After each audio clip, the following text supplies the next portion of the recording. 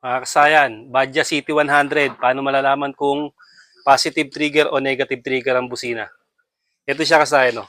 Simple lang siya malaman kung positive trigger o negative trigger ang kanyang busina. Pupunta lang tayo sa may busina niya, pinaka horn button niya. Ay, pinaka horn niya. Siya, tatanggalin natin yung kanyang dalawang socket. Ito. Tutok mo sa dalawang socket wire. Yung socket wire ng busina. Tapos,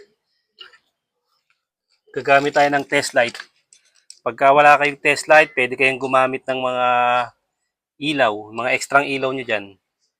Signal light pwede, eagle eye, yung mga LED bar. Lalagay lang natin to sa negative sa body ground. Yan. Tapos, paglagay natin sa body ground niyan, tutusukin natin to. Dapat wala siyang iilaw ha. Simulan natin yung battery.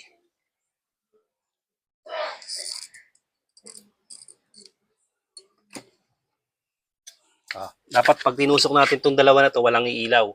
Pag walang umilaw, ibig sabihin positive trigger. Pag may umilaw, negative trigger. Ito, wala. Kabila.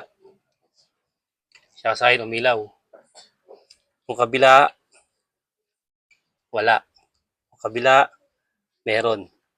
Ibig sabihin siya ay negative trigger. Pag negative trigger, pag nasupplyan siya ng negative, saka pa lang siya bubusina.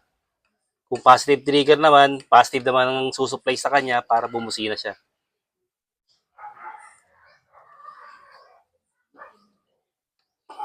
Tulad dito. Ito yung kanyang pinakapindutan. Itong kulay niya ay black yellow at saka solid black. Ayan o. Ito siya wa. Ito yung negative tapos ito yung trigger niya, yung black. Pag nasupply siya ng negative, bubusina. Ito halimbawa body ground. Ayan siya. Ibig sabihin kasi itong Badja City 100 negative trigger. Katulad din siya ng Rusi Macho 125, 150, 175, YTX, Yamaha Mio, puro mga negative trigger sila. Rider 150. Yan. Ang kadalasang positive trigger lang yung Honda. Pero yung big 3 na Yamaha, Suzuki, Kawasaki, kadalasan puro sila mga negative trigger na kagaya nito. Kawasaki tsaka yung Yamaha at Suzuki. Yun lang kasayan yung maiksing video natin kung paano malalaman ang negative o positive trigger na busina. Bali, itong Badja City 100 ay negative trigger. Kandito na lang mga kasayan. Salamat sa panonood.